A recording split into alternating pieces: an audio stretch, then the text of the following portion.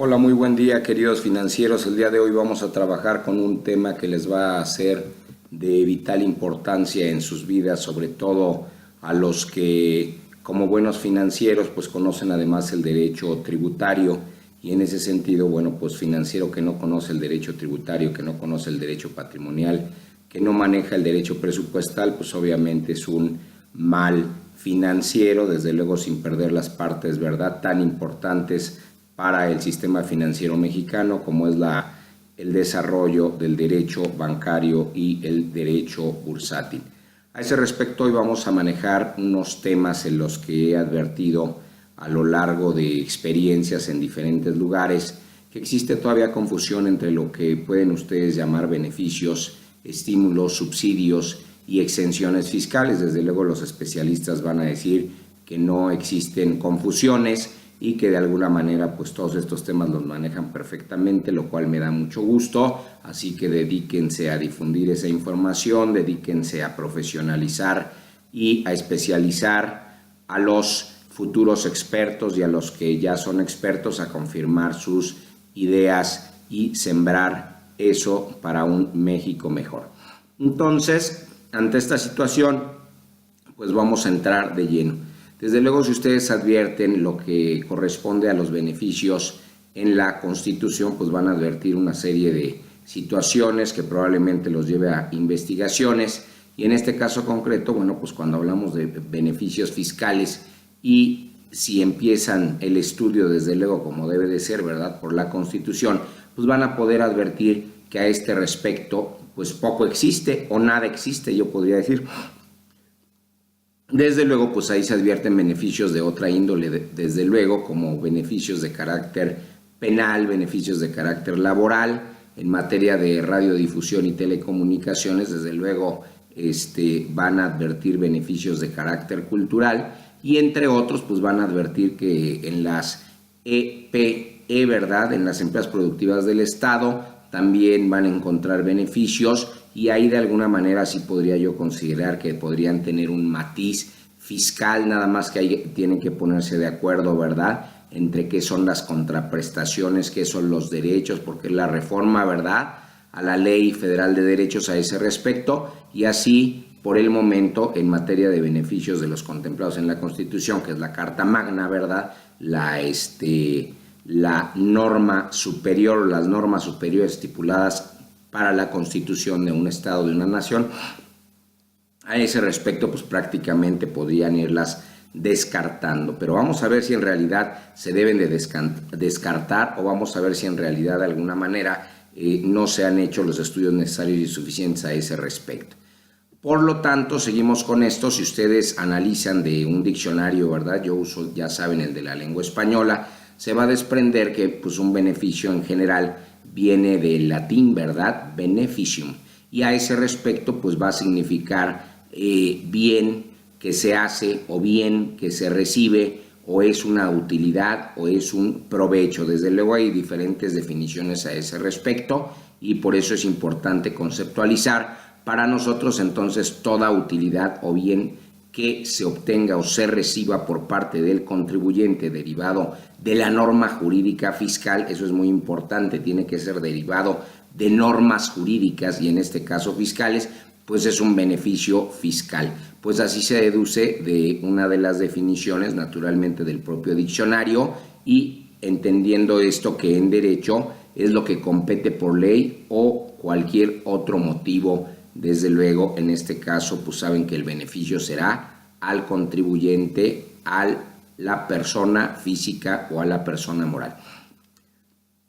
Así avanzamos con la parte que tiene que ver con los estímulos fiscales en la propia Constitución, y ustedes van a advertir un artículo que no necesito revelarlo, pues en cuanto empiece a hablar sobre que la nación mexicana es única e indivisible, y cuando lean ustedes uno de sus incisos van a advertir que la federación, las entidades federativas, los municipios, en este caso cualquiera de estos tres, ¿verdad?, niveles, para promover la igualdad de oportunidades entre los indígenas, ya dieron, ¿verdad?, qué inteligentes, y eliminar cualquier práctica discriminatoria, van a establecer las instituciones y determinarán las políticas necesarias para garantizar la vigencia de los derechos de los indígenas.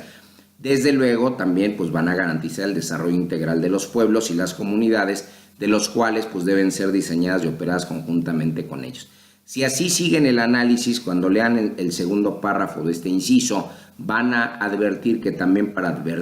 en este caso para abatir, para acabar con las carencias, con los rezagos que afectan a los pueblos y que afectan a las comunidades indígenas, pues dichas autoridades, todas las autoridades que ya señalamos, al nivel que ya señalamos, pues tienen la obligación de participar, de propiciar, desde luego, la incorporación de las mujeres, en este caso, al desarrollo. Pero ¿mediante qué? No dice a los hombres, no, pues los hombres ya están más que incorporados, se cree, ¿verdad? Entonces hay que tener cuidado con esta redacción, señores legisladores. Sin embargo, pues así se dice, va a propiciar la incorporación de las mujeres indígenas al desarrollo mediante el apoyo a los en este caso a los proyectos productivos y desde luego atendiendo a la protección de la salud y el otorgamiento de estímulos. Y entonces ahí es donde entramos nosotros. Quiere decir que entonces cuando menos la palabra de estímulos y para los efectos, ¿verdad?, de los proyectos productivos y de la protección de la salud,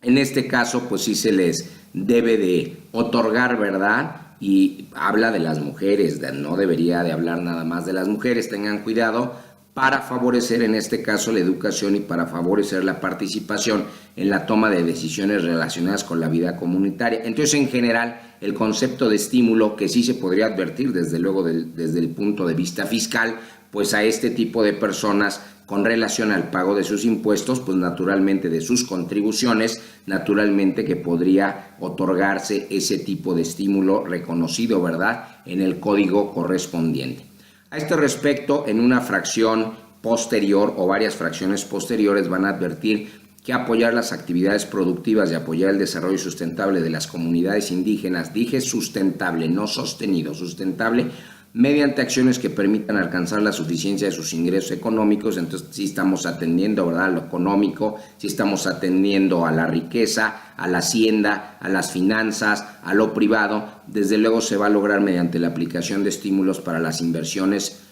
públicas, y entonces otra vez sí encontramos el concepto, ¿verdad?, de estímulos, y a ese respecto pues bueno, sí se puede fiscalizar, digo yo, en el error, ¿verdad?, común en Latinoamérica. Para mí sería así, se puede,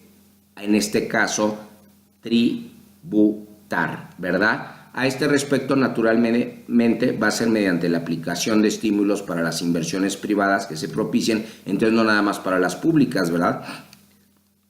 Y a este respecto, mediante la creación de empleos, la incorporación de tecnologías para incrementar su propia capacidad productiva, como para asegurar el acceso equitativo a los sistemas de abasto y la comercialización. Recuerden que hay capítulo expreso con relación a estos estímulos en el código, en esta particularidad, ¿verdad?, el mal llamado fiscal, y desde luego, bueno, pues no necesita ser indígena, necesita ser indígena, pero pues este artículo es constitucional y a ese respecto abrevia en ese sentido. Desde luego, derivado de lo que hay en un artículo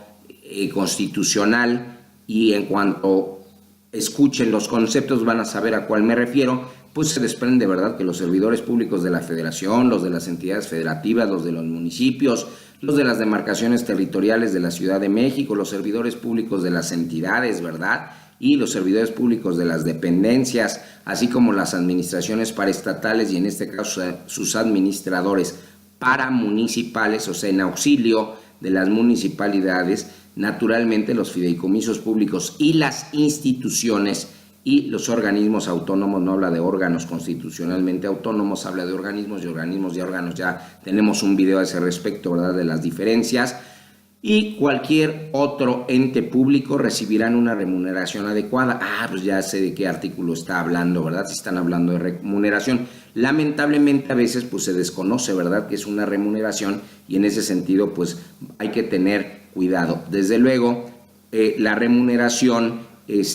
ustedes saben que la adecuada pues va a ser la irrenunciable por el desempeño de ¿qué? Pues de la función, del empleo, del cargo, de la comisión, que deberá ser proporcional a sus responsabilidades, y dicha remuneración será determinada en forma anual y equitativamente, ¿verdad?, como los propios principios del derecho tributario. en los presupuestos de egreso, derecho presupuestal, bajo igual principios, ¿verdad?, del derecho presupuestario y bajo las bases siguientes. En este caso se va a considerar una remuneración o retribución